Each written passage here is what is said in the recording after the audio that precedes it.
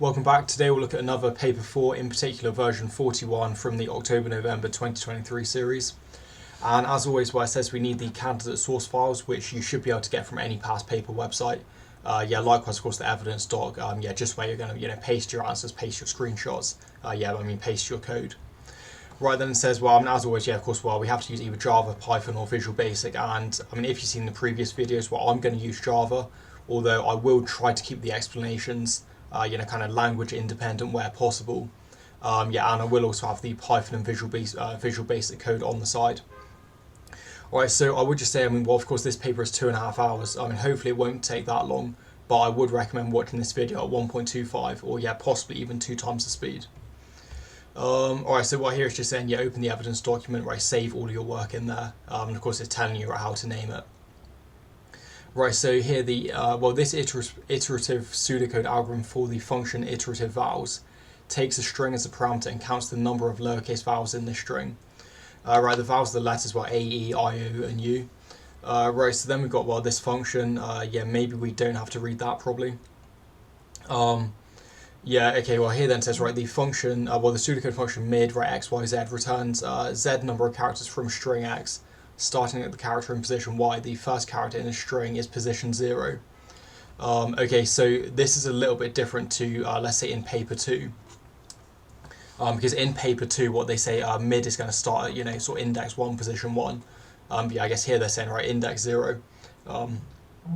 Just to, line up with the programming languages better. Right then, likewise, the pseudocode function length returns the number of characters in the string x, for example. That returns 8, and I guess, so we see 8 characters. Right then, we want to write the program code for the function iterative vowels. So I think, these ones are usually quite easy, and they give us 5 marks for this. So probably, what I'm going to do then, I'm just going to split screen. And let's just open IntelliJ, and also, let's just minimize that. Alright, so I've actually gone ahead and just, made these files already, so question 1, question 2, question 3. So I guess, currently we don't really need the main method. let's just create this. So since it's a function, let's go public. And then, it's going to return integer. So, let's go public int, iterative vowels. And I suppose, since we'll be calling it from the main method, let's also make it static as well. Then parameters, that's going to be a string, and that's called value.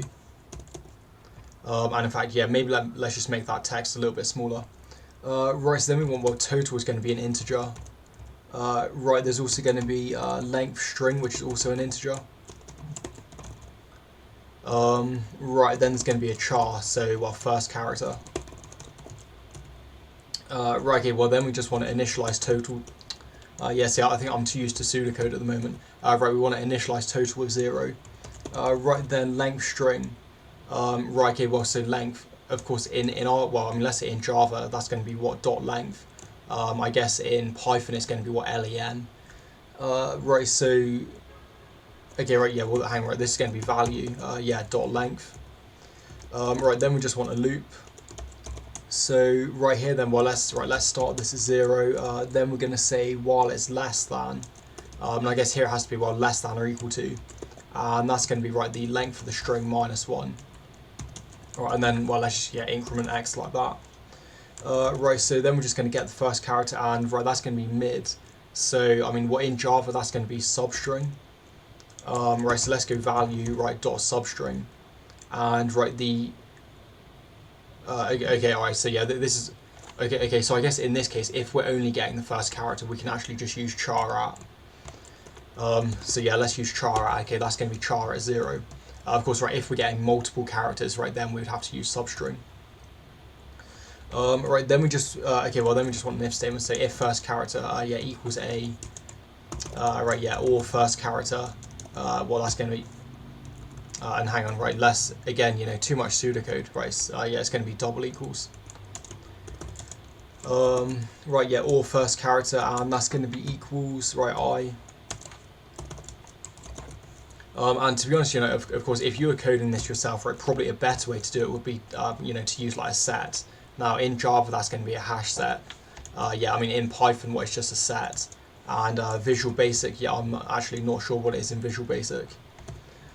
However, of course, I mean, well, since really, I mean, we just want to copy this directly, right, from pseudocode into our programming language. Yeah, we don't really want to go, sort of changing the data structures, for example. Right, okay, then here we're just going to increment total. Yeah, that's fine. Right, and then here, so this is still inside the loop. Right, so we're going to say value, and right here, then this is going to be, yeah, substring. So, right, let's go substring, and, okay, so here then we're starting at 1. And then what the number of characters we're getting, so that's going to be, right, yeah, value, okay, right, yeah, value dot length minus 1. So if we think about what this is doing then is, well, basically it's just going to be cutting off the first character. So let's imagine we have the string, I don't know, maybe like, yeah, A, B, C, D. Now the first time we get this substring, what then it's just going to get, yeah, B, C, D, E. So it's just going to remove the A, right? We say, well, the next iteration of the loop, right, then of course it's going to remove the B, right, then it's going to remove the C, right, then the D, then the E. Because of course, yeah, I mean, like here we're not getting the first character. So, well, I guess, yeah, I mean, all right, let's say, okay, yeah, let's say we're not getting the 0th character, right, that's a better way to say it. Okay, and then, right, so then we just return total. Okay. Alright, yeah, there we go. Alright, so yeah, I guess, I mean, probably that's okay. Like, I'm actually just going to test it because, well, yeah, maybe we've made a mistake. Now, I mean, probably the next question will be to test it. Yeah, okay, so write program code to call the function iterative vals with the parameter house, right, from the main program. So let's call that, and yeah, right, it says output the return value. Right, let's get s out then, and we'll go iterative vals, then the parameter here, right, just house. And hopefully what this should say 3, yeah, because OU, yeah, OU and E.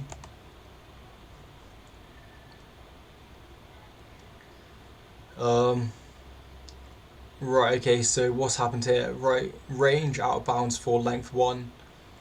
Yeah, did I copy something down wrong? Right, so well, the length of value minus 1. I mean, I think that should be okay. Now, this is probably just some difference between, yeah, Java and pseudocode or something. Right, so well, range 1, 0 out of bounds for length 1. Okay, so it's saying that, well, this one is going to be 1, but then I guess in this case what the length is, yeah, what the length is going to be 1, and then, well, 1 minus 0. So, I mean, how about if we just make that, yeah, like that.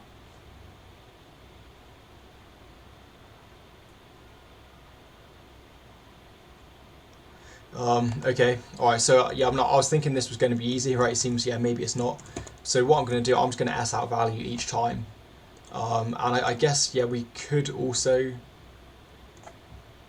yeah, I mean, we could also s out the, I guess, what the value of x.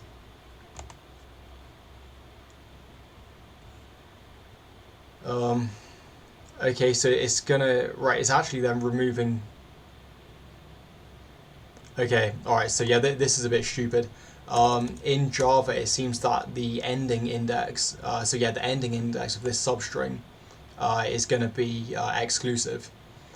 So, for example, if we do, okay, let's say we have your A, B, C, D, E, right, then if we go substring, now if, for example, we go, well, 0 to 4, right, that's actually only going to get these 4 characters, right, it's actually not going to get this E. Yeah, so I mean, that's why it's exclusive, right, not inclusive. And then I think, I mean, yeah, this one should just be like that. And right, I mean, I'm probably just going to run it again. Let's just test it. Yeah, so I think that's working, right? It goes house, and then yeah, I guess it removes the H, right? Removes the O, yeah, removes that. Yeah, then all right. So I think yeah, this is fine. And let's just delete those. And of course, well, now if we run it again, it should just say 3. Yeah, okay, so I think that's fine. I mean, yeah, I guess, well, I said this one should be easy, right? It seems it wasn't as easy as I was expecting. Because, I mean, usually you can just copy it directly. But yeah, it seems in this case, right, we did actually have to make a small change. Right, so yeah, hang on, let's just zoom in a bit. And we'll go full screen. Okay, so yeah, I guess we've also done this then, number 2, right, test your program, take a screenshot. Okay, well, yeah, I guess obviously you can do that in the exam. Right, then rewrite the function iterative vals as a recursive function with the identifier recursive vals. Alright, so what I'm going to do, well, I'm actually going to show you how I would have done it. and then I'll also show you how they do it in the mark scheme. And to be honest, I mean, I think the way they do it in the mark scheme is actually better, to be honest. Yeah, sort of better than how I did it. Right, so like what I might do, well, I'm probably just going to copy this directly because yeah, we just have to make a few changes. Right, so of course, well, this is going to be called recursive. And then like, if you think, well, yeah, I guess, well, we want to think, you know, what value is going to be changing right on each recursive call. And then the values that are going to be changing, one is of course, well, yeah, one is just the string. I mean, we can say what one is also going to be the total. So we're probably going to want, yeah, we probably want to make this total, right, as a, yeah, I guess as an integer like that, right, as a parameter. Yeah, I mean, the length of the string, yeah, I think we can probably delete that because, well, we can just calculate that directly. And then, yeah, I mean the first character, right, we can also get rid of. So, I mean, well, let's think here then about the base case. So the base case, well, this is what if there's kind of no string left, right, if the length is 0. So yeah, let's go that, right, if, right, yeah, if value.length, right, if this is equal to 0, well, okay, then what we want to do, we just want to return the total. And yeah, I think I've got a typo here, okay, right, so that should be 0. Alright, so saying, well, yeah, okay, we can replace that with is empty, but I think, yeah, let's just use length, right, keep it simple. Right, then let's have an else. And then what we want to think, well, I think here we can actually just delete that length string, to be honest. And then, yeah, let's just copy, right, okay, we'll just copy this, right, let's delete that return total. And then, right, I guess what we want to do actually, so, well, of course, right, we're not going to need that for loop, right, since it's, yeah, recursive. Here, right, well, let's say, right, this is going to be a character. Then, okay, so value we have here, yeah, that should be fine. Right, I think this one should be fine. And then what we can do, well, let's then just return this. So, right, we're going to call recursive vals again. Right, and then we're going to say, right, it's going to be this value. So I guess, yeah, this, you know, value we've kind of updated. And then, well, the total, right, that's just going to be, well, yeah, the total that we've got as well.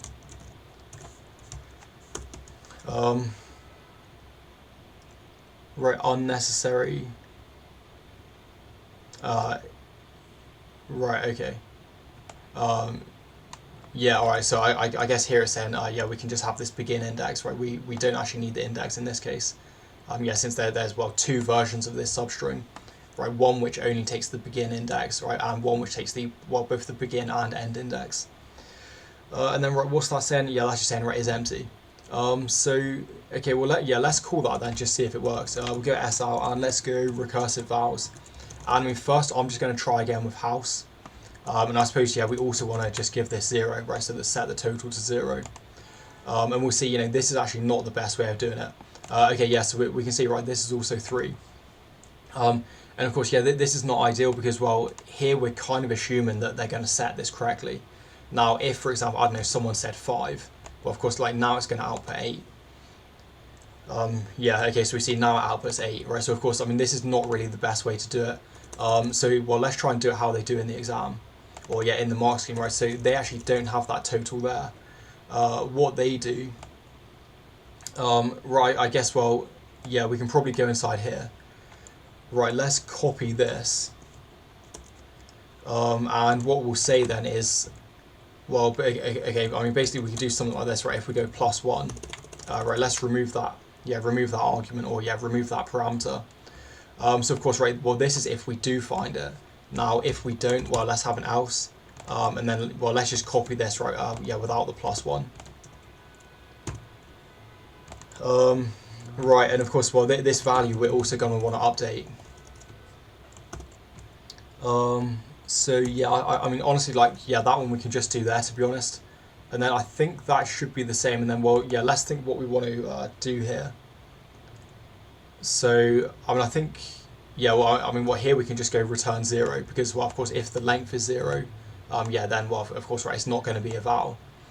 So the way this should work is, well, let's say house again. Well, of course, right, h. Well, yeah, h is going to go to this part, right, since it's not, yeah, well, since it's, you know, not a val. Right, but then when we see the O, well, the O is then going to be what it's going. Well, I mean, this one, which, well, of course, yeah, 0 is from the H.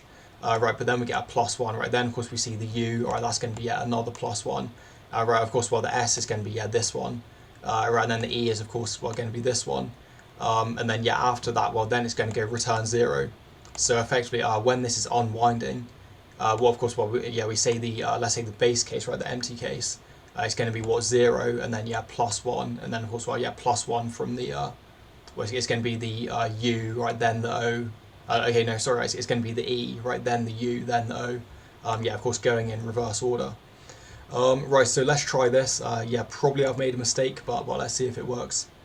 Okay, all right, so actually, okay, I mean, surprisingly, that seems to work. And I think here they say try imagine. And if we think, well, imagine that should be 4, so let's try this. Okay, all right, so I think this is working. And then, of course, you can also test it. Well, what happens if we just have, an empty string? So empty string, right, that's saying 0. Okay, so I think this is okay. And again, we'll just test the program, take a screenshot, and that should be fine. Okay, so the next one, where a linear queue is implemented using the 1D array queue, the index of the first element in the array is 0. Write a program to declare queue, right, that's a global array with space to store 50 IDs of type string. Right, then there's a head pointer, a global variable to, points to the first element in the queue and it's initialized to -1. Right, then there's tail pointer, a global variable to point to the next available space in the queue, and this is initialized to 0. Okay, let's just have a look at how this is going to work then. So, I'm just going to make a small queue, maybe, just like 3 elements. Of course, I mean, the real question is going to be 50, but just for this example. Right, so head pointer, well, that's going to be initialized to -1, I mean, as it tells us here.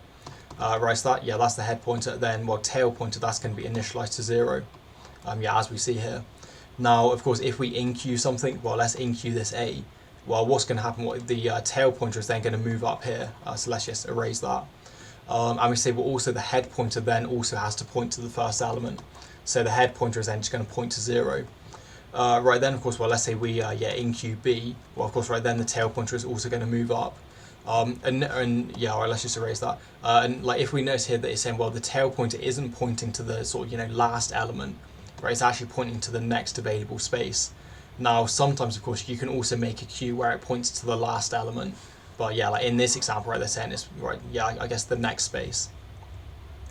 Right, okay, and then, right, let's just say we enqueue C. Now, of course, right, the tail pointer is going to go here. So I think the way we can determine if the queue is full is we say, well, if the tail pointer is greater than, the size of the queue, or I guess the length of the queue. And then, of course, let's think what's happened if we dequeue. Now, so I guess, right, so let's assume we just got ABC like this, and I guess actually T can go there. Now, of course, when we dequeue, then we say, well, the head pointer is then just going to move up, and of course, the tail pointer is going to stay the same. I guess obviously, I mean, the data we can keep, right, we don't have to set that back to, like an empty string. All we're going to do is just, right, moving the head pointer. I mean, hopefully that makes sense, and well, let's see if we can do that, without making a mistake. Right, so here then saying we want a queue, and well, let's go static, right, since it's a global. And actually what I'm going to do first, I'm actually just going to make a constant, and this will just be the queue size. So like, I'm actually not going to have this, I guess, when I'm actually copying the code into the evidence document. But just for testing, because I mean, really, we don't want to test with 50 elements, right? It's going to be quite complex. I'm just going to make this smaller. So let's go, for example, queue size. And let's just say 3, right? Make it a small queue, same as we did in the picture. Right, then let's go static, and that's going to be, okay, so here then we see, right, it's a, 1D array, 50 IDs of type string. Let's go, string array, and this is called, right, that's called queue. Let's go, what equals new string array, and that's going to be 50. Right, then, then we want to go head pointer, so, right, and let's remember the data type. Right, head pointer, and we can just assign that initially to -1. And then I guess, let's do the same, right, tail pointer. And then, right, that's going to be 0. So I think, for the first one, that seems, okay. Right, so then we want, then we want to create the procedure enqueue. Right, that takes a string parameter. If the queue is full, the procedure outputs a suitable message. Right, if the queue is not full, the procedure inserts the parameter into the queue and updates the relevant pointers. Right, okay, so I guess, well, first then let's just check if it's queue and one, and of course, yeah, sorry, right, let's check if it's full. Right, so this is going to be what, public static, and, wait, he said it returns? No, okay, alright, so it's a procedure, right, it doesn't return anything. So right, let's go void, yeah, this is going to be enqueue. Right, let's go string, yeah, I guess we can just call it data. Right now, I think this logic should hopefully work, and we want to say, what if the tail pointer is greater? Yeah, so I think, right, I mean, let's try this, like, right, if the tail pointer is greater than the queue size, well, then we just want to output an error message. Yeah, okay. So let's, well, let's go, right, queue full. And yeah, actually, I'm just going to copy this because, yeah, I always kind of forget, you know, what the instructions are exactly saying. Right, so if the queue is not full, the procedure inserts the parameter into the queue and updates the relevant pointers. So I think, well, since the tail pointer is pointing to the next available element, then, yeah, I mean, currently we can just insert it, right? So let's go queue, right, then data. Hang on, okay, right, yeah, not data, right, tail pointer, right, that's going to be equal to data. Because obviously, like we said, right, I mean, tail pointer is starting at 0. Right, and then let's just think what we're going to increment the tail pointer like that. And we also said if we go back to this picture, well, since head pointer starts at -1, then we also want to check. So let's go, well, if head pointer equals -1, right there, then we can of course just set that to 0. Alright, yeah, let's get head pointer equals 0. And then, yeah, do we want... no, okay, so I was thinking, well, do we want a message, right? But it seems no, we don't. Okay, so I think, yeah, hopefully that should work. Let's just go main and we'll just try this. Right, so let's go... yeah, okay, alright, well, let's go enqueue. And I think I'm just going to do the same one, where well, let's go ABC.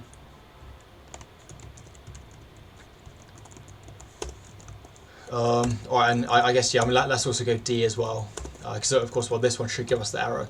Right, then I'm just going to do S out, and if we go Q, now, I mean, hopefully this will tell us that, yeah, of course, we can use this erase to string, because if we just output Q, well, that's just going to output the memory address in Java. Yeah, of course, we can use this erase to string, right, or alternatively, right, we can actually, you know, create the loop ourselves. Right, so let's test this then, see if it works. Okay, alright, so, yeah, I realised I should have set this to be Q size. And what I'm going to do, I'm also just going to output, let's go the head pointer, and yeah, let's also output the tail pointer.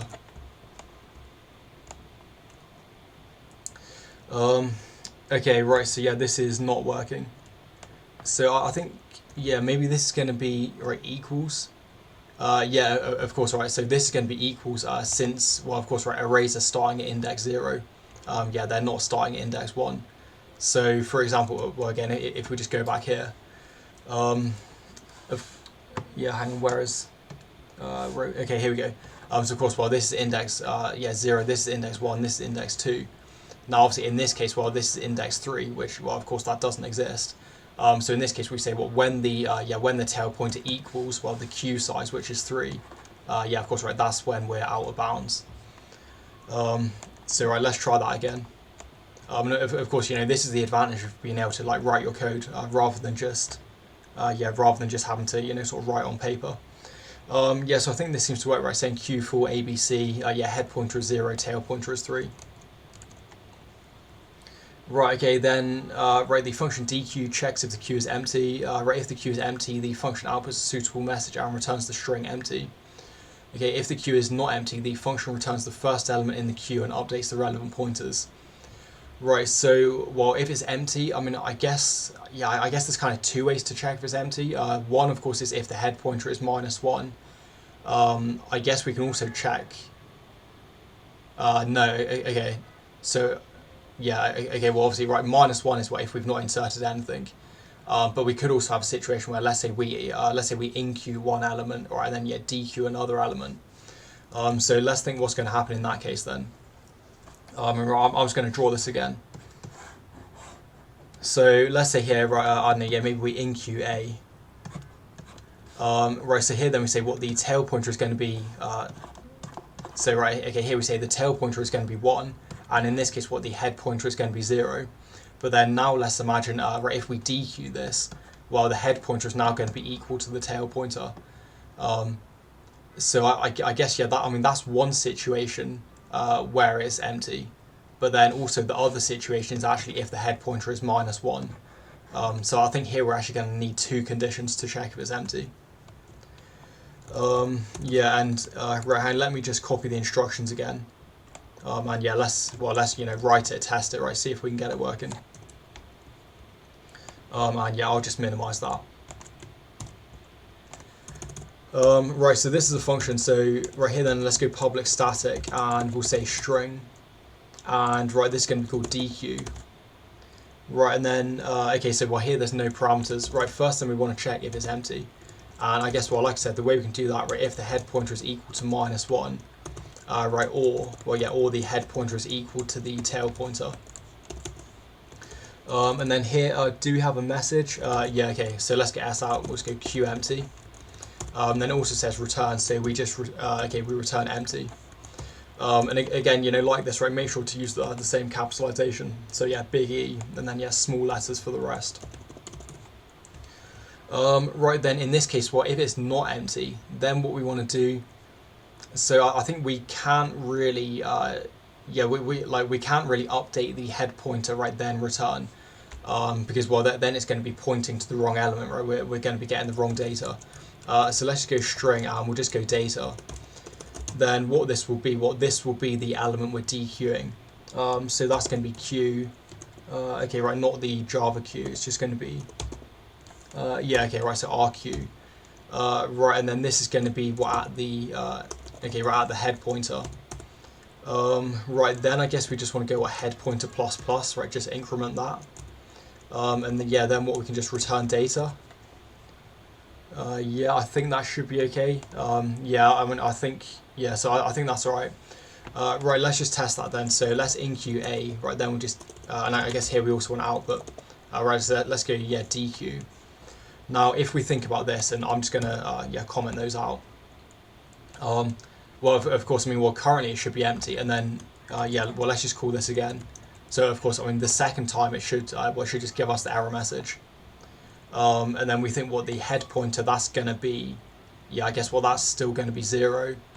And no, okay, right, sorry, the head pointer is going to be 1. Yeah, and the tail pointer, right, that should also be 1. Yeah, alright, so let's try and run this.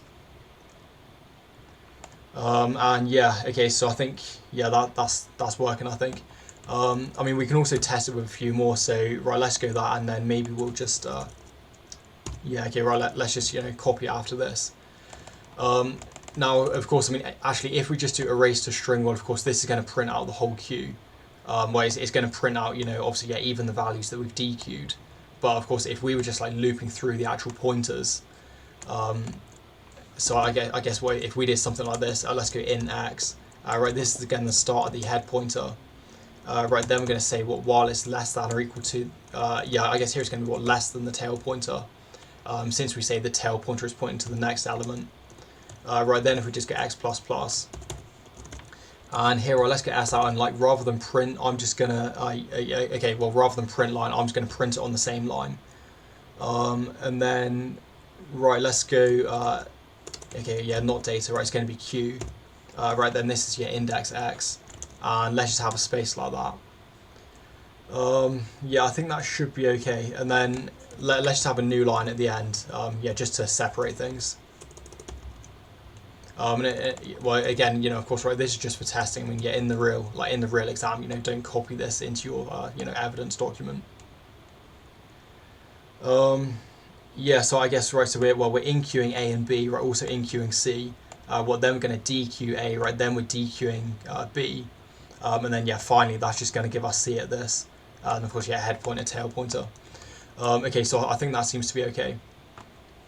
Right, then it says a shop sells computer games. Each game has a unique identifier ID, right, of string data type.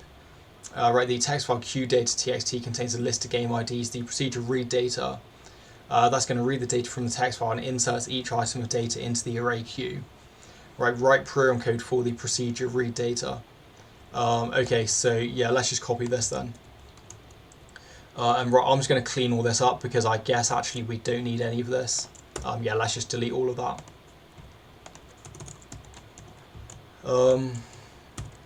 Right, and actually, yeah, hang on then. I think that should be here, right? It's not going to be in the main. Right, so again, this is a procedure, so let's go what public static void. Right, this is going to be read data. Right, okay, yeah, this has no parameters. Now, let's think then, well, if we want to read data from a file, I mean, we're going to need a string variable for the line. And yeah, currently that can just be what, empty like that. And then, yeah, I suppose, well, now then we can just, open the file. So let's go what, yeah, buffered reader, right, let's go br. Right, that's going to be new buffered reader. Right here as well, new file reader, and then it's right, qdata.txt. And well, yeah, of course, this file I've already got. Yeah, so I guess if we look, right, we just see there's some numbers, well, 23, right, in particular. Okay, and well, of course, now it's going to say we need to surround it with try catch, and for me, well, yeah, I guess, I mean, of course, you could do it yourself. For me, I prefer just to let IntelliJ do it, right, it's going to be quicker. Right then, in order to read a file, well, let's go while, and we want to say, hang on, right, okay, yeah, line, right, that's going to be equal to, well, br.readLine. And of course, this is similar to Pseudocode, right, obviously like a sort of while not end of file. Okay, right, and yeah, let's go while that's not equal to null. Right then, and well, then it's going to say we need to add another, I guess, catch condition, or yeah, another, catch. Yeah, okay, well, catch clause. Right, so well, then we can just, yeah, then we can just use enqueue, and what we're just going to enqueue the line like that. And then yeah, I mean, I think that should be okay. And like, let's go here then. Well, let's go br, and we'll just close it at the end. Yeah, that should be okay. I mean, like, you can also use finally, and then if you go, well, br.close. Now, in order to do that, well, you would have to declare this right outside. And, well, of course, when we're using finally, well, finally is going to be called even if there's an exception. Whereas, like, let's say, for example, I don't know, like, yeah, okay, maybe there's an exception on this line, or yeah, this statement. Well, then, of course, right, it's going to break here. It's going to go to, well, I guess it's going to be this catch. And that means, right, it's not going to call this .close. So, yeah, I mean, if you have finally, right, that's a little bit better. Although, actually, here it's going to say, right, we need another exception. Well, yeah, so, yeah, we need to handle that as well. So, like, yeah, I mean, to be honest, right, I'm probably not going to use finally. I'm just going to do it inside. Yeah, so I think, I mean, obviously that keeps the code a little bit shorter. And to be honest, like, in the exam, they're not going to mark you down, yeah, for doing this. Alright, so I think, yeah, okay, that should be all we need to do, I think. I mean, well, let's test if that's working again. Although, actually, I mean, this probably will be the next question, presumably. No, okay, alright, that's not the next question. Alright, so, well, yeah, let's just call this then and see if it works. Right, let's get s out, and again, well, that's going to be, right, a raise to string, and that's going to be q.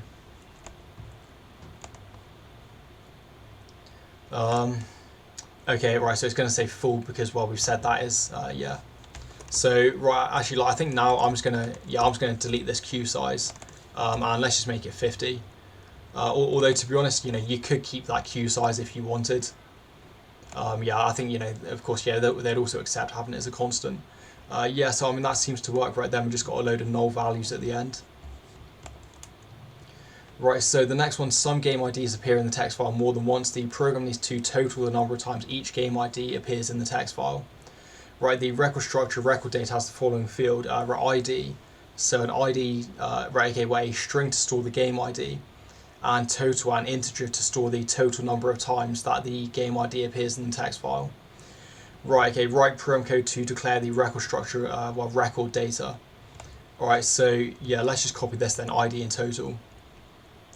Now for this one, like, I guess, yeah, I mean, we could make a new file here, so I'm just going to go new. Right, let's go Java, and, well, okay, I mean, it says we can use a class for records, but since Java, they do actually have a record class, right, I'm just going to create that. So I think, well, yeah, what do they call it? Was it records? Okay, alright, so yeah, record data. Right, let's just zoom in again, and then, well, the way they do this, basically we just give it the values, or yeah, give it the, I guess, attributes, right, properties. So in this case, well, the attributes is going to be, hang on, so I think, wait, right, the string, yeah, okay, so ID was going to be a string, then I guess what, total was going to be an int. Yeah, okay. Right, and then, right, okay, so here then, the global 1D array record stores up to 50 items of type record data. The global variable number record stores the number of records currently in the array, right, and is initialized to 0. Okay, right, write program code to declare records and number records. Right, so yeah, let's just do this because I'm a little bit confused about how they're going to ask us to total. I mean, like, well, let's say the easiest way would be, just to use a dictionary. I mean, in Java, what they call it a hash map. I mean, obviously other languages, right, they call it other things. But yeah, I guess maybe in a minute they'll tell us like how they want us to actually total this, or yeah, maybe they'll let us use any method. Alright, so what do we want to do then? We just want to... Okay, right, so we want a global 1D array records. Right, so let's go static, and right, okay, yeah, that's going to be record data, right, it's called records. And let's go what new, right, that's record data. Okay. So, right, does it not like that? Alright, yeah, it's because, hang on, right, we need to make that an array. Okay, right, the global variable number records, right, stores the number of records in the array and is, right, initialized to 0. Okay, so, yeah, let's just go here. And, you know, to be honest, like, we could declare these all on one line, but, yeah, let's just do it. And again, yeah, I forgot the int there, right, so that's going to be initialized to 0. Alright, so I think, yeah, that should be okay. Then it says the pseudocode algorithm for the procedure total data will use dequeue to remove an ID from the queue. It will check whether a record data with the returned ID exists in records. It will then increment the total for the ID in the record if the ID already exists, and create a new record and stores it in records if the ID doesn't exist. And I think here, like, if we look, well, the way they're doing this is just using a simple linear search. Of course, yeah, we're looping through like all of the records that are currently in the in this records array, and of course we're checking if the ID right is equal to, well, the thing they dequeue, right, which yeah, of course this is also going to be the ID. So I guess what, yeah, checking if if the current ID here is, well, yeah, of course, you know, just equal to the ID they've just dequeued. Yeah, okay, so right, let's just go ahead and split screen this, and yeah, I'll just copy it across. Alright, so one thing I actually did notice is that, well, this record data, okay, yeah, I guess this record, like, I didn't realize that records are actually immutable in Java, which means, well, you know, once we set the values, we actually can't change them. So of course, well, I mean, what that means, you know, we can kind of only set it in this constructor. But if we look in this one, well, here we do actually need to modify, for example, here, where we increment the total. So what I'm going to do, well, I'm just going to convert this to a class, right? Let's go public class. Yeah, I guess we can just copy this, to be honest. Right, let's just remove that. And then, yeah, inside here, well, I'm just going to paste these, right? So the string and total. And then, yeah, let's just have the semicolons like this.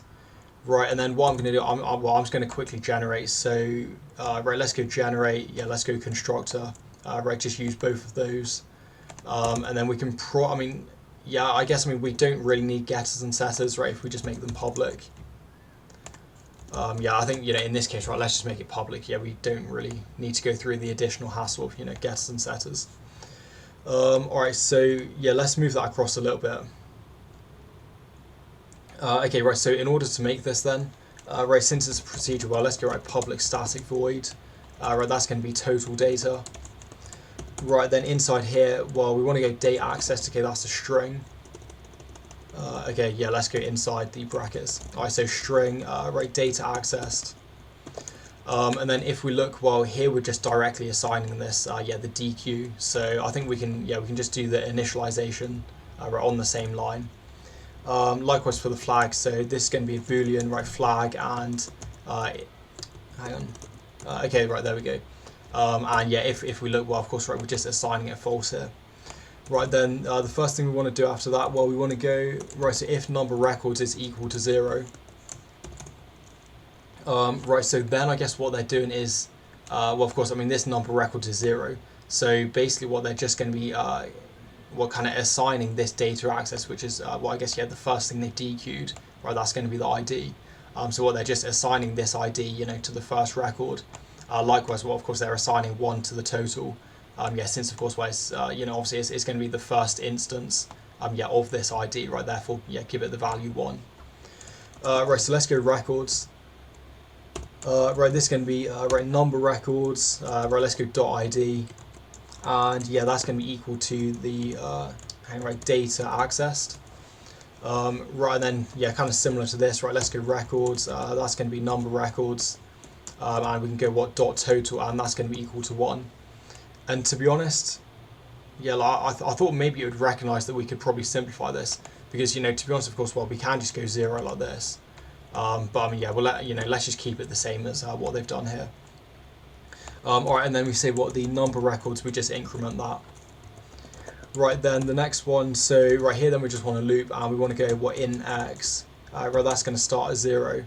Right, then we're going to say what x is less than or equal to the number records minus 1.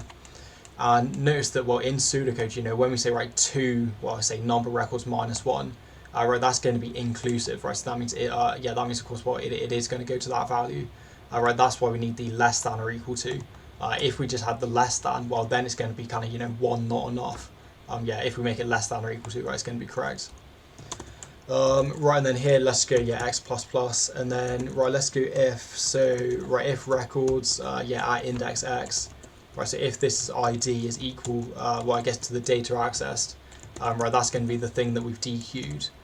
And actually, okay, right, since we're comparing strings, yeah, let's actually use dot equals here. Of course, I mean, well, other languages like, well, Python, VB, I think you don't have to do that. But yeah, in Java for comparing strings, right, it's going to be the equals method.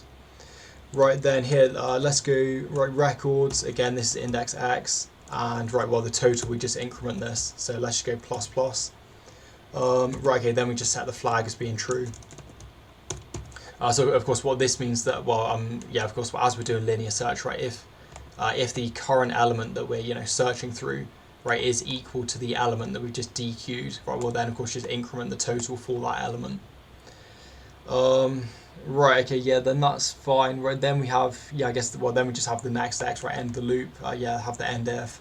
So outside of this, right, then we're going to check if flag is equal to false. And, right, and hang on, of course, right, this should be, yeah, double equals. I mean, it's also going to say we can simplify that to be not flag, but I'm just going to use, yeah, equals equals false, that's fine. Right, let's go records, that's going to be number records. Right, then if we go .id, right, that's going to be, well, data accessed.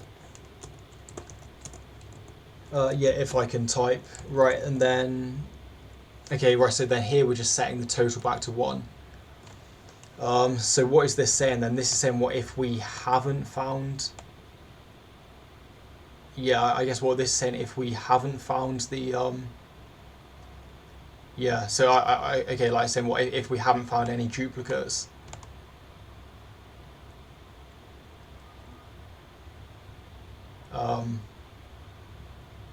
Yeah, alright, so I guess that's what it's saying, although, yeah, the thing that's a little confusing is, right, so here we're setting flag as being false, but then we're looping through all of them.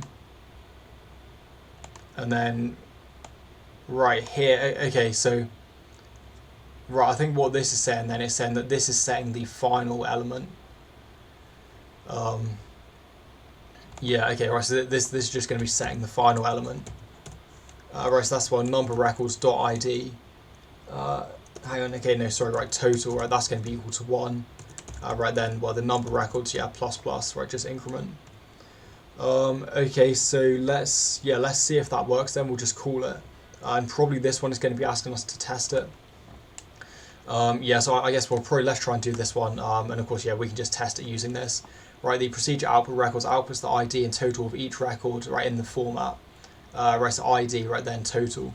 Okay, and then, yeah, write program code for output records. Right, and, well, hang on, so here it's saying, right, the main program needs to, well, call read data, right, call total data, right, then output records. So let's just copy this, because, yeah, I think we can kind of do all of this in one go. Right, so yeah, okay, well, let's go read data. Okay, all right, hang on there. So right, call total data for each element in the queue. Right, well, I guess, yeah, then call output records. So like if we think then, well, each element in the queue, that's just going to be what from the head pointer, to the tail pointer, as we've done before. So yeah, let's just do that, right? Let's go, well, again, we can just call it x, right? So this is going to start at the head pointer. Right, then we're just going to say what while x is less than the tail pointer, because again, the tail pointer is actually pointing to, I guess what the empty element, right? The next element.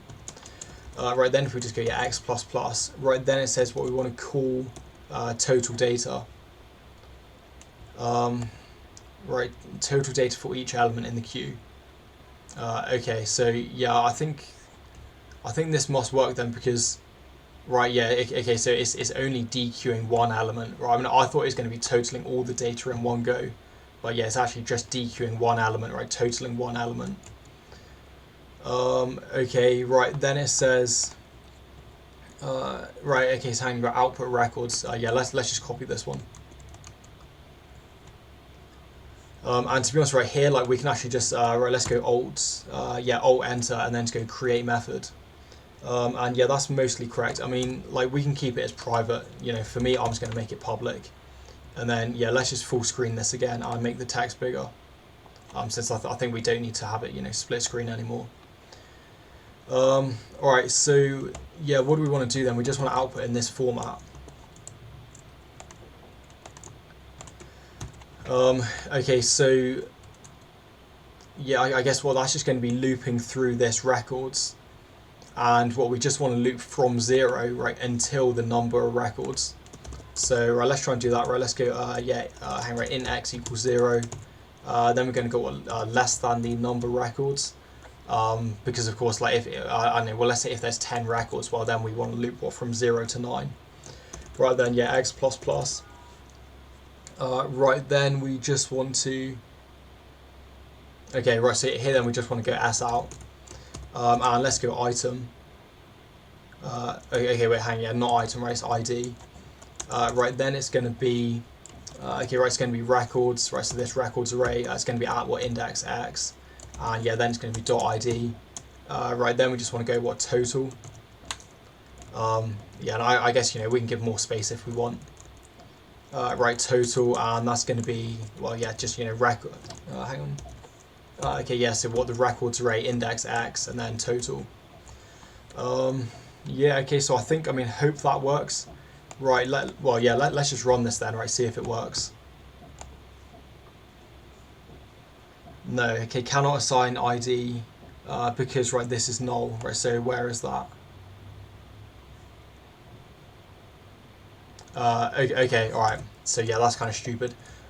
Since, well, because this is a class, I guess we actually need to, okay, alright, hang on then. I mean, since this is a class, well, let's go right, equals new, right, that's going to be record data. This one is going to be, right, that's the ID, so the data accessed. And then here it's just going to be, what, 1. Okay. Alright, and then we can also think, yeah, I mean, like, do we need to do that here? Yeah, so I think we're also going to need to do that here, right? Because this is also going to be a new element. So let's just copy that, and of course, while the code is the same, yeah, we're just setting it to the data accessed and setting the total to be 1. Alright, yeah, let's try again. I mean, okay, like, is that working? So let's just copy this one, and we'll just have a look in here, right? It's saying there should be 6 of them. And yeah, if we see here, right, we get 2 out of 6 matches. So I think this, yeah, I mean, this should be okay. Although here, like, why is it giving us this one twice? So here we've got, what, 1, 2, 3, 4, then 1, 2, 3, 4.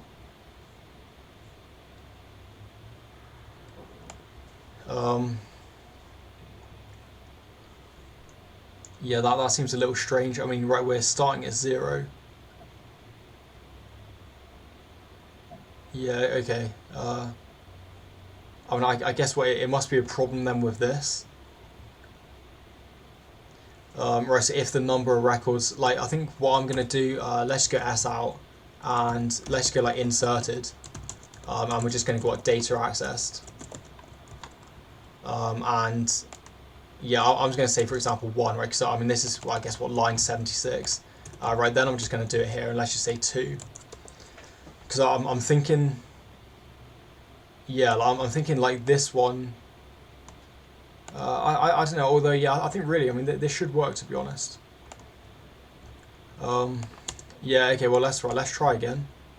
Or yeah, maybe I copied something down wrong for this one. Yeah, so it's saying, okay, so it's saying here, right, and then it's 2. Alright, so actually, okay, so hang on, all of them are going to be 2, right, except for this first one. Okay, so I realised the error I made, and that was that, well, here there should be a flag equals true, okay, which I just missed. And of course, well, since they have that flag equals true, that means that, well, if they insert it here and, the first time, alright, then it's not going to insert this time, because of course, well, yeah, the flag is not going to be equal to false. So let's run that again and see if this works. And hopefully it should say, yes, we inserted 1, 2, 3, 4. Alright, then, yeah, we don't insert it again. Right now we see 1, 2, 3, 4. Yeah, the total is 1. That seems correct. And I don't know, well, let's just try this one, for example, where I should say 2. So let's go here and we'll just, yeah, control F. And yeah, we can see, right, 2 out of 2. So I think, yeah, now this one should be okay, right, I think. Right, yeah, then output records, right, we've done that. Right, so read data, total data, output records. Yeah, I think we did that. Right, then just take a screenshot. So let me just check. Yeah, okay, so read data, total data, yeah, output records. Alright, so I think that's question 2 finished. Then number 3, a computer game is written using object-oriented programming. The game has multiple characters that can move around the screen. The class character stores data about the characters. Each character has a name, a current X position, right, or horizontal, and a current Y or vertical position. Right, so we see, well, yeah, this class diagram. Right, then we've got, well, yeah, okay, so the 3 attributes are name, X position, Y position, right, of course, yeah, just the description there. Right, then the methods, well, the constructor, that's just going to initialize name, X position, Y position to its parameter values. Okay, right then, well, get X position, yeah, get X, get Y. Right, then set X and set Y position. Right, that's going to add the parameter to the X position. Yeah, I mean, likewise, for the Y position. Then it's going to validate that let's say the new position is between 0 and 10,000 inclusive. And yeah, that's also going to be the same for the Y. Right, then move this takes direction as a parameter and calls either set X position or set Y position with an integer value. Alright, so we'll write program code to declare the class character and its constructor. Do not declare the other methods. Right, okay, so what I'm going to do then, yeah, I'm just going to copy these because otherwise I'll forget the names. And let's actually just go and create a new class. Right, let's call it character. And yeah, we'll just zoom in a bit. Right, maybe, yeah, I think 20 is good. Right, so yeah, let's just paste that. Now, I mean, honestly, let's go string name. Right, let's go, yeah, int X position, and we'll go int Y position. And I did notice that, hang on, right, yeah, semicolon. I did notice that, well, obviously, yeah, for X and Y, they have both getters and setters, right? Therefore, we can make this private. Whereas I think for name, they actually didn't have any getters and setters. So I guess if we want to access the name, well, we're going to need to make it public. But yeah, since, of course, we have getters and setters for X and Y, right, yeah, well, of course, right, we can make that private. Right, then said, just, obviously, create the constructor. Now, again, of course, right, you can go, generate, generate constructor. And of course, you can do this in PyCharm, right? You can do this in, probably Visual Studio if you're using VB. But yeah, let's just look at how we can actually type it out ourselves. So we say public, right? Then we say the class name. Right, then we have the parameter name. Now, of course, we could give this the same name as the actual, sort of class instance variable, or yeah, the class attribute. However, the problem with that, let's just show you. The problem with that, if we go, for example, name equals name, well, that's basically just going to be referring to this parameter.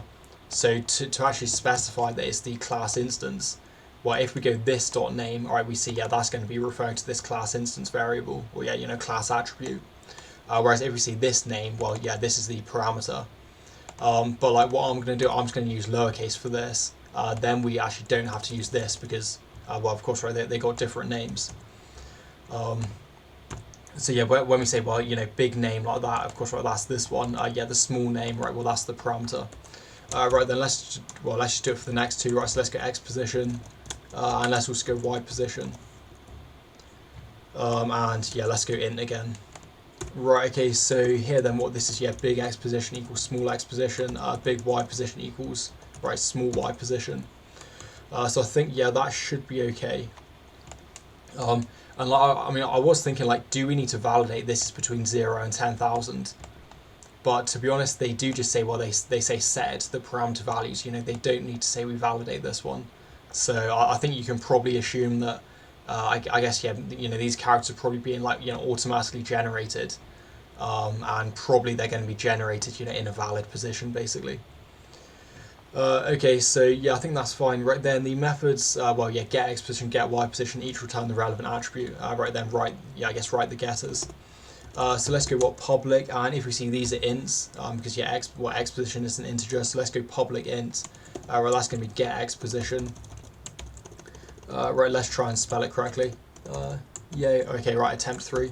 Right, of course, well, then we just go, yeah, return X position.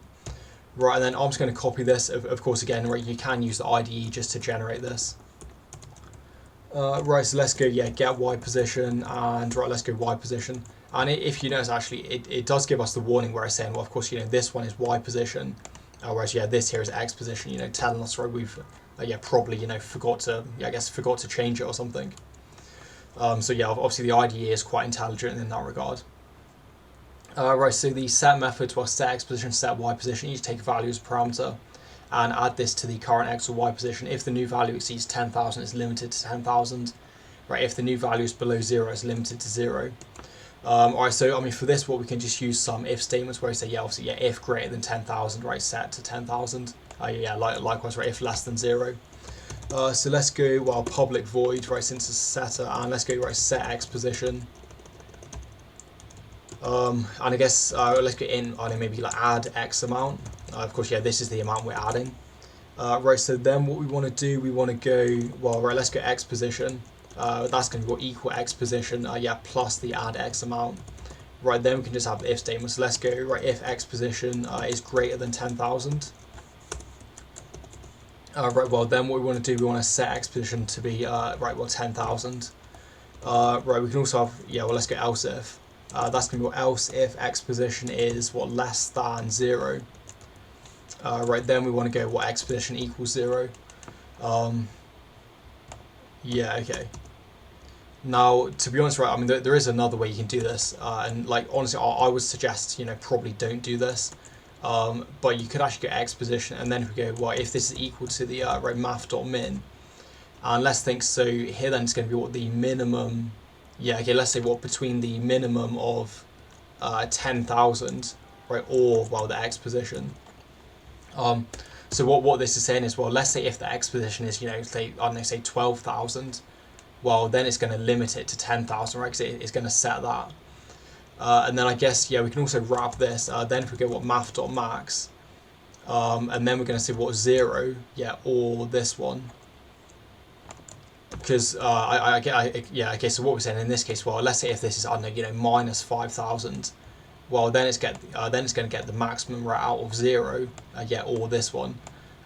So I think, yeah, this one should be okay, and now it's probably telling us, yeah, okay, so again, you know, IntelliJ is smart enough to realise that, well, because we've got, you know, this clause, we're of course bounding that, we're bounding this right in the range of 0 to 10,000. Alright, therefore, of course, these if statements are redundant. But to be honest, right, I'm just going to keep it simple. I'm just going to use the if statements. Because honestly, like, I guess, yeah, when you try and complicate things, right, especially in the exam, yeah, you're just likely to make a mistake. You know, you're going to struggle to fix it. So yeah, I think keep things simple, really. Right, okay, was that? Yeah, okay, so that's that one. Right then, the method move takes a string parameter up, down, left, or right. Right, the table, okay, so, right, so I guess what if it's up, right, the Y position plus 10, yeah, down, right, minus 10, yeah, okay, so, well, just plus or minus 10. Alright, so, yeah, let's just go here then, and, right, I mean, this is going to be a procedure, so, well, public void move. Right, let's go string, I guess what I'd call it, I don't know, yeah, dir, right, direction. Now, we could just use an if-else for this, of course, yeah, you know, if direction equals, right, this, yeah, you know, else if, right, direction dot equals this. And when, of course, you know, when I say this, right, I mean, yeah, up, down, left, right. But to me, I think, well, let's just go switch, and we'll go switch direction, and then right, we have case, and we want to say, well, if the case is equal to up, right, then let's just do this. And is it saying, okay, all right, yeah, that's just saying we don't have many things, or yeah, don't have many conditions. I mean, I was looking right if it has to be case sensitive. I mean, here they're not saying it has to be case sensitive, so I guess, yeah, we can kind of assume that if it's capital up, right, then yeah, I guess probably, well, I mean, yeah, probably it's not going to be capital up, right? It's just going to always be lowercase. So right, what do we want to do then? If it's up, we want to go set. Hang on, wait, did I? Oh, okay, right, because I've only got the X position. Right, so yeah, let's just copy that then for the Y position. Alright, so I was wondering if I could refactor just inside here, just locally. Maybe I can do that. Let's go rename. Yeah, or can I, like, maybe if I select it. Right, let's go refactor, rename. Scope. Yeah, I don't know. I mean, like, probably there's a way to do it. But I think, well, let's just do it manually, right? It's not going to be too difficult. Yeah, so just copy and paste those. Okay, right, so here then we want to go, what, set Y position, and I think up, was it plus 10 or minus 10? Okay, right, plus 10. So yeah, I think, well, let's go 10 like that. Right, then if we're doing case, okay, we do need to remember to use the break. So that, yeah, I think, like, in that regard, you know, if else is probably easier, because, well, of course, it's not going to execute the next one. Whereas, like, okay, well, let's see what happens if we don't have the break. So if we don't have the break, in, well, then let's go down. What's going to happen is, well, okay, if the case is up, right, it's going to execute this, right, then it's just going to continue. Okay, so then it's going to automatically execute the next one, right? That's why we need the break here. And of course, the break will just tell it, well, yeah, when it gets to this, it's just going to break out of the switch, right? That, you know, therefore, it's not going to execute the subsequent case statements. Right, anyway, well, this one's going to be minus 10, and yeah, let's actually just copy this. Right, so I guess left is probably going to be what, minus x, or, well, yeah, I mean, yeah, minus 10. In fact, right, well, let's just go right since we have 10 here. Right, then let's go left, and that's going to be, yeah, set x position. And let's just check that, is that correct? Yeah, okay, so right is plus 10, left is minus 10. Okay, so, alright, then we want to write program code to declare a new instance of character with the identifier Jack. Right, the starting x position is 50, the starting y position is 50, right, character's name is Jack. Yeah, and then I guess it's probably going to say, right, we probably want to test it in a minute. Alright, so let's go here then, yeah, question 3. Right, and let's just create the main again. Right, so this is going to be character, what they said, Jack is the identifier, is that big, yeah, okay, big J. Right, and then let's go, yeah, new character, right, that's going to be Jack, and then he said, what, 50 and 50. Right, then, I guess, I mean, yeah, let's get S out. And okay, this is another thing, like what we can actually do, if we just go here, well, we can just go generate, and if we just go the to string, and yeah, let's say we want to output all of these properties. Well, here, I mean, here it's then just going to return this string, okay, whenever we try to output this. So we see what, yeah, the character name, X position, Y position, and of course, you know, this is going to be good for testing. So if we just go with S out Jack, and then so, well, it should say, you know, Jack, right, at position, you know, 50, 50. And yeah, okay, so here we can see that. Now, let's then try, if we go, let's go Jack, so wait, it's move, and yeah, let's say, right, move up, right, let's just output again. And yeah, I think, well, then what I'm going to do, let's just copy that, and we'll just go move left. You know, again, right, just to test it, right, make sure it works. And I mean, yeah, people might think, you know, it's wasting time testing, but honestly, like, you're going to save yourself time because, well, you're going to spot the errors early. Yeah, so guess what, the Y position goes up 10, right, and then the X position, right, yeah, decrements by 10. So I think that's okay. Right, so yeah, that one we've done.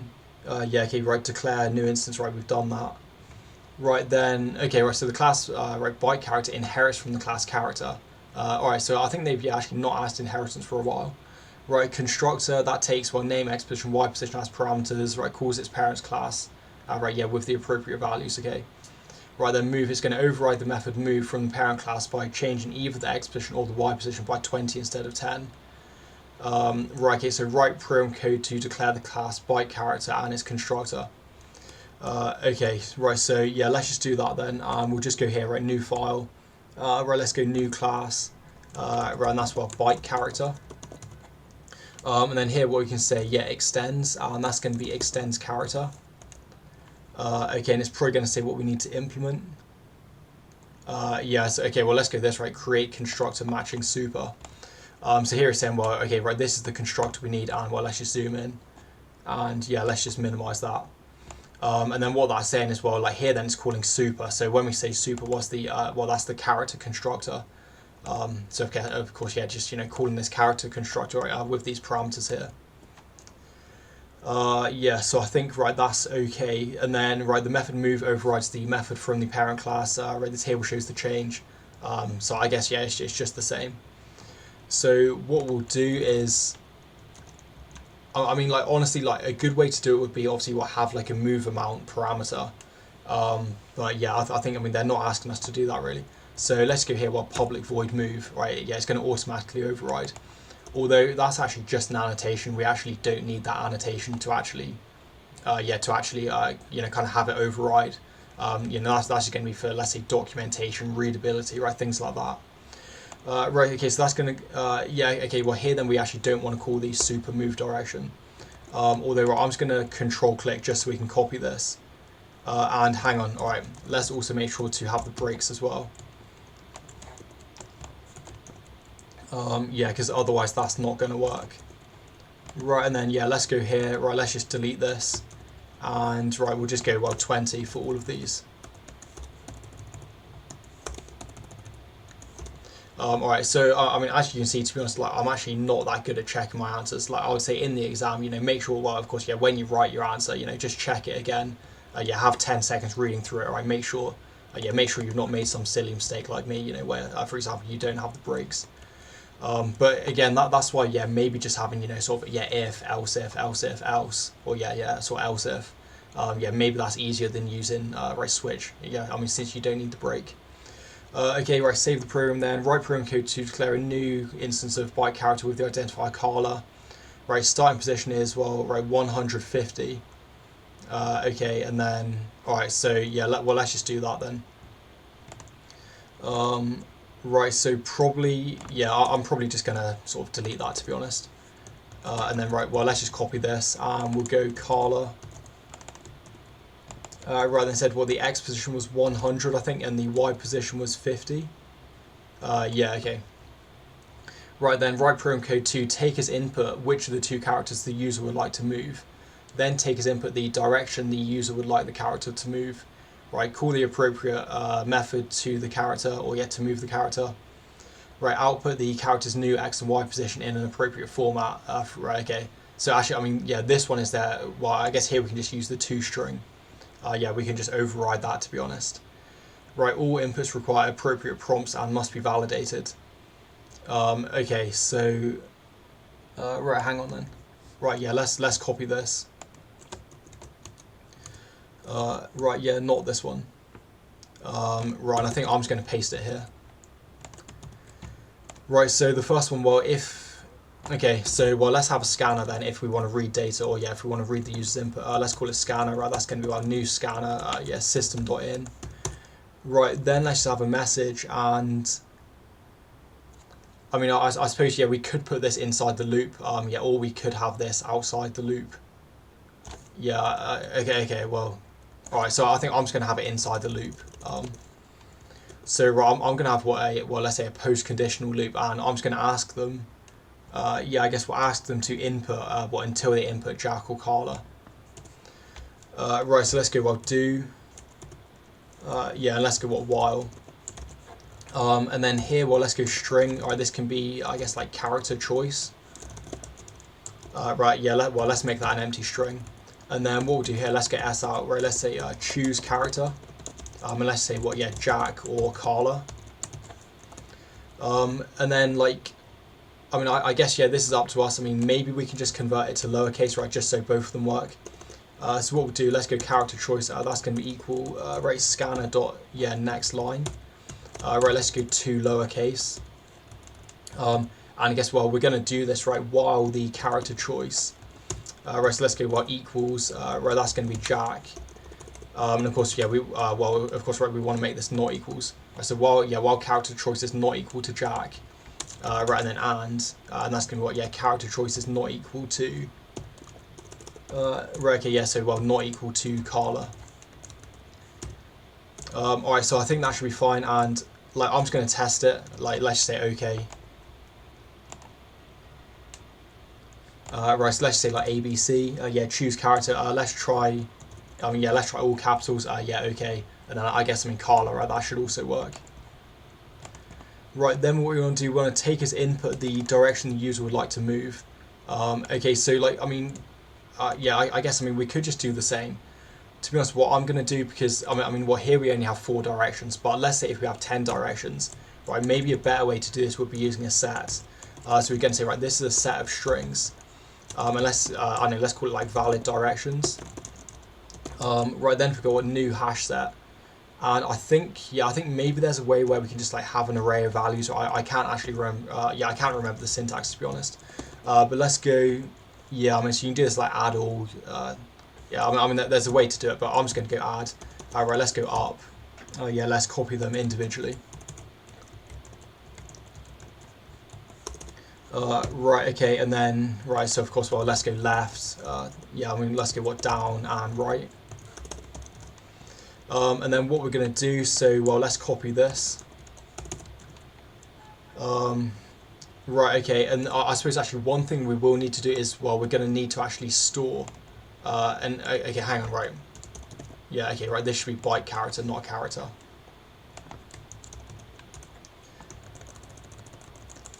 Alright, yeah, I think this time I've made many mistakes, to be honest. But I guess, well, hopefully it's going to work in the end. Right, so here then, choose character. Right, so this is going to be what, choose direction. And let's say what, yeah, up. Let's say what, I guess, yeah, up, down, right, left, right. Right, and then this one, let's make another variable. So yeah, this can be what, I guess, direction, or yeah, I need, like, direction choice. Right, so that's going to be, right, direction choice. And then what we can do is, well, what we want to say, what, while, yeah, so this, okay, let's go and say, right, while valid directions contains direction choice, right, equals false, or yeah, while not. So let's go, right, yeah, while valid directions, I think it's, yeah, contains. And right, let's go direction choice. So of course, well, okay, let's say if they enter up, well, in this case, right, valid directions does contain up, right, since we've added it. Whereas of course, if they entered, like, ABC, right, of course, well, yeah, then it's not going to contain that. Right, I think that's okay. And then, the thing that's going to be a bit difficult is, of course, we need to actually call the method on the correct person. Yeah, so we could do something like this. I think this should work. If we go character, then if we just kind of like chosen, yeah, let's just, I guess, have that empty like that. And then, yeah, although, yeah, okay, I think we don't need to do that really. We can just have an if statement at the end where we say, right, if character equals Jack, yeah, then I guess, right, call it on Jack. Yeah, okay, so here then, right, then output the character's new X and Y position. Okay. Right, so let's say here, right, it's going to be, right, if character choice, okay, right, yeah, if character choice, hang on, right, dot equals Jack.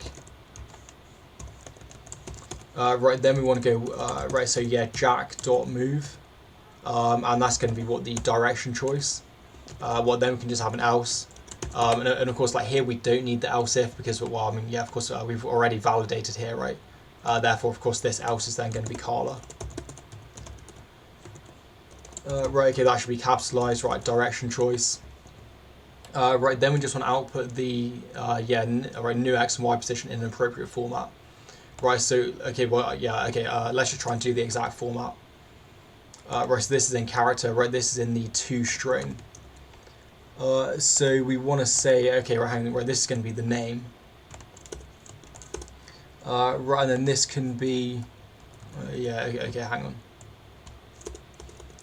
Right, let's go like this. Right, then we want to go, yeah, so like, I guess the apostrophe. Right, so I guess, well, like, Carla's, right, new position is, And right, let's say x, right, that's going to be equal to this. Then we're going to go what the x position, right, then we go y, right, equals, and then yeah, the y position. Yeah, so I think that should be okay. Right, where is the mouse? Okay, there we go. Yeah, and then, right, okay, so test your program with the following inputs, right, so Jack is going right, then Carla is going down. Okay, and I guess here we also just want to output this as well. Right, okay, so yeah, it's this one. Right, so yeah, then let's just output. And I mean, like, probably what I mean, so is this going to need to be in a loop?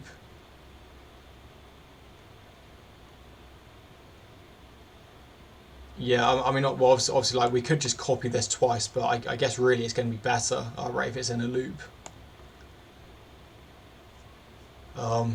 Yeah, okay, so, like, probably, well, let's just go, like, while true, right, so it's just going to always loop. I mean, you could make it, like, more advanced where, let's say you have it loop, you know, until they enter, like, no or something to stop. But, yeah, I think that's fine. And then, alright, actually here, so we're going to need this s out inside here, right, just to print out the correct person. Alright, so let's try and run this then. And they said, was it Jack? So hang wait, Jack down. Okay, right, so Jack right, then Carla down. Right, so let's go Jack. And then we're hanging, yeah, he was down. Okay, right, no, he's right. Right, so yeah, his new position is X60. Yeah, okay, right, Y50. Right, then let's go Carla. And then what she was going to be down. So what this should say that Y is going to be 30. Yeah, so X is 100 because what she starts at 100, and yeah, Y is 30. And then I think, right, is that everything? Yeah, alright. So anyway, guys, I mean, well, of course, I mean, yeah, I guess there was lots of mistakes, but well, eventually I managed to get it working. As always, well, hopefully this video is useful. If you have any questions, then just ask in the comments. And yeah, see you again in the next video.